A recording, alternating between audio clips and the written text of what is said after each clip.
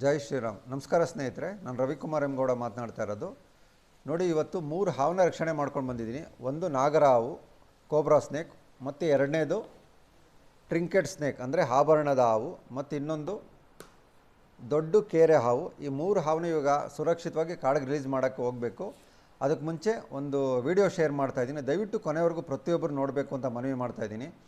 ನಾನು ಪ್ರತಿ ಸತಿ ಹಾವನ್ನ ರಕ್ಷಣೆ ಮಾಡಬೇಕಾದ್ರೆ, ತಿರ್ಗಾ ಹಾವುಗಳನ್ನ ಕಾಡಲ್ಲಿ ರಿಲೀಸ್ ಮಾಡಬೇಕಾದ್ರೆ, ಮತ್ತು ಇನ್ನಿತರ ಸಮಾಜಮುಖಿ ಕೆಲಸ ಮಾಡಬೇಕಾದ್ರೆ, ಪ್ರಾಣಿ ಪಕ್ಷಿಗಳನ್ನ ರಕ್ಷಣೆ ಮಾಡಬೇಕಾದ್ರೆ ಒಂದು ಜಾಗೃತಿ ಮೂಡಿಸುವಂಥ ಮಾಹಿತಿ ಕೊಡ್ತಾ ಇರ್ತೀನಿ, ಅವೇರ್ನೆಸ್ ಬಗ್ಗೆ ಹೇಳ್ತಾ ಇರ್ತೀನಿ. ಹಾಗಾಗಿ ಈಗೊಂದು ನನಗೆ ತಿಳಿದಿರೋ ಮಟ್ಟಿಗೆ ಒಂದು ಅವೇರ್ನೆಸ್ ಬಗ್ಗೆ ನಾನು ಹೇಳ್ತಾ ಇದ್ದೀನಿ. ದಯವಿಟ್ಟು ಪ್ರತಿಯೊಬ್ಬರು ಇದನ್ನು ವಿಡಿಯೋ ನೋಡಬೇಕು ಅಂತ ಮನವಿ ಮಾಡ್ತಾಯಿದ್ದೀನಿ. ಮತ್ತೊಮ್ಮೆ ನೋಡಿ ಬಂಧುಗಳೇ, ನಮ್ಮ ಕನಕಪುರ ಮುಖ್ಯ ರಸ್ತೆಯಲ್ಲಿ ಈಗ ಮೊನ್ನೆ ಒಂದು ಇನ್ಸಿಡೆಂಟ್ ಆಗಿದೆ. ಮೆಟ್ರೋ ಸ್ಟೇಷನ್ ಎಲ್ಲಿ ಈ ವಾಜರಳ್ಳಿ ಮೆಟ್ರೋ ಸ್ಟೇಷನ್ ಹತ್ರ ಒಂದು ಹಸು ಮಲ್ಕೊಂಡಿರ್ಬೇಕಾದ್ರೆ ಕಾಲ ಮೇಲೆ ಯಾವುದೋ ಒಂದು ವೆಹಿಕಲ್ ಹತ್ಸ್ಕೊಂಡು ಹೋಗ್ಬಿಟ್ಟಿದ್ದಾರೆ. ಅಂದರೆ ಅವ್ರು ತಪ್ಪು ಅಂತ ನಾನು ಹೇಳ್ತಿಲ್ಲ, ಯಾಕಂದರೆ ಆಕ್ಸಿಡೆಂಟ್ಸ್ ಹ್ಯಾಪನ್ಸ್ ಅನ್ನೋಂಗೆ ಅಚಾನಕ್ಕಾಗಿ ಒಂದೊಂದು ಸತಿ ಈ ಥರ ಅನಿರೀಕ್ಷಿತವಾಗಿ ಆಗಿಬಿಡುತ್ತೆ. ಏನು ಅಂದರೆ ಸ್ಪೀಡ್ ಇರ್ತಾರೆ ವೆಹಿಕಲ್ಗಳು, ಕಂಟ್ರೋಲ್ ಮಾಡೋಕ್ಕಾಗಲ್ಲ. ಪಕ್ಕದಲ್ಲಿ ಗಾಡಿ ಬಂತು ಅಂದರೆ ಈ ಥರ ಆಗುತ್ತೆ. ಅದಕ್ಕೋಸ್ಕರ ಎಲ್ಲಿ ದನ ಕರು ಹಸುಗಳು ರೋಡಲ್ಲಿ ಓಡಾಡ್ತಿರ್ತವೆ ಅಲ್ಲಿ ದಯವಿಟ್ಟು ನಿಧಾನವಾಗಿ ಪ್ರತಿಯೊಬ್ಬರು ಚಾಲಕರು ವೆಹಿಕಲ್ನ ಓಡಿಸ್ಬೇಕು ಅಂತ ಮನವಿ ಮಾಡ್ತಾಯಿದ್ದೀನಿ.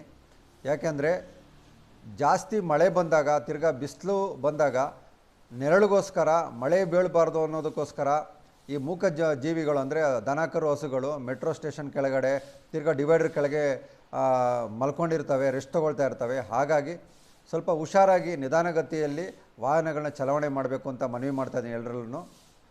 ನೋಡಿ, ಒಂದು 25 ವರ್ಷದಿಂದ ಪ್ರಾಣಿ ಪಕ್ಷಿಗಳು ಮನುಷ್ಯ ಎಷ್ಟಿದ್ನೋ ಅಷ್ಟೇ ಇದ್ವು.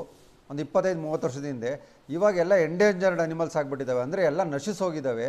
ನೋಡಿ, ಈಗ ಎಷ್ಟೋ ಪ್ರಾಣಿಗಳ ಸಂತತಿ ಎಲ್ಲ ಕಡಿಮೆ ಆಗಿಬಿಟ್ಟಿದೆ. ಯಾಕಂದರೆ ಮುಖ್ಯವಾಗಿ ಮನುಷ್ಯ ಮಾಡ್ತಾ ಇರೋ ಡೆವಲಪ್ಮೆಂಟ್, ಅಂದರೆ ರೋಡ್ ಅಗಲೀಕರಣ ಇರ್ಬೋದು, ಮೆಟ್ರೋಗೋಸ್ಕರ ಎಷ್ಟೋ ಮರಗಿಡಗಳನ್ನೆಲ್ಲ ಕಡಿದ್ಬಿಟ್ಟಿದ್ದಾನೆ. ಪ್ರಾಣಿ ಸಂಕುಲಕ್ಕೆ ಜಾಗ ಇಲ್ದಂಗೆ ಆಗಿದೆ. ಈಗೆಲ್ಲ ಸಿಟಿಗಳು ಏನಂದರೆ ಹಳ್ಳಿಗಳೆಲ್ಲ ಸಿಟಿ ಆಗ್ತಾ ಇದ್ದಾವೆ.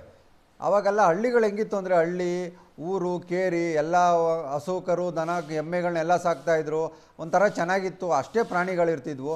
ಇವಾಗ ಯಾರೂ ಆ ಥರ ಸಾಕೋರೇ ಇಲ್ಲ. ಎಲ್ಲಾದರೂ ಹಸು ಕರುಗಳು ನೋಡಬೇಕು ಅಂದರೆ ಗೋಶಾಲೆಗಳು ಹೋಗಬೇಕು, ಈ ರೀತಿ ಇದೆ.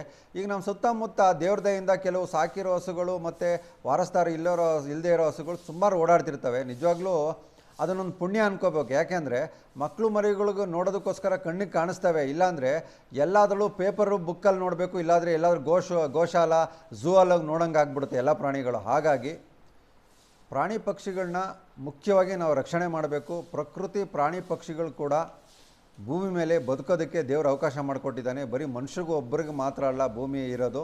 ಹಾಗಾಗಿ ನಾವೆಲ್ಲರೂ ಅರ್ಥ ಮಾಡಿಕೊಂಡು ಪರಿಸರ ಪ್ರಾಣಿ ಪಕ್ಷಿಗಳನ್ನ ರಕ್ಷಣೆ ಮಾಡಬೇಕು.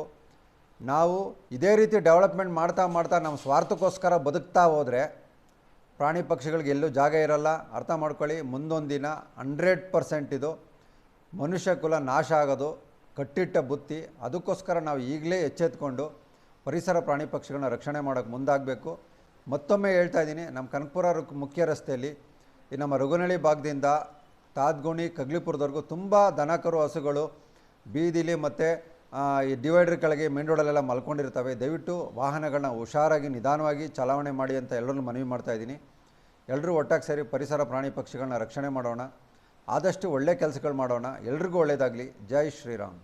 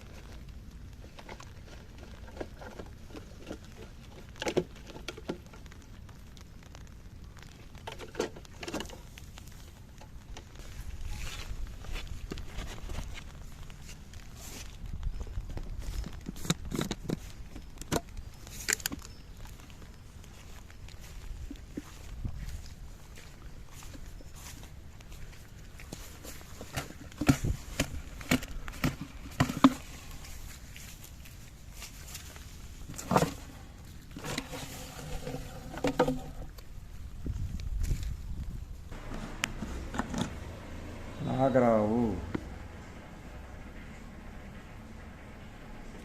ನಾಗರಹಾವು. ಎರಡನೇದು ಆಭರಣದ ಹಾವು, ಟ್ರಿಂಕೆಟ್ ಸ್ನೇಕ್. ಅವನು ಯಾವಾಗಲೂ ಚಾರ್ಜಿಂಗಲ್ಲೇ ಇರ್ತಾನೆ. ಆಭರಣದ ಹಾವ ಹ್ಞೂ. ಕತ್ತಿಗೆ ಹಾಕೋಬೋದಾ?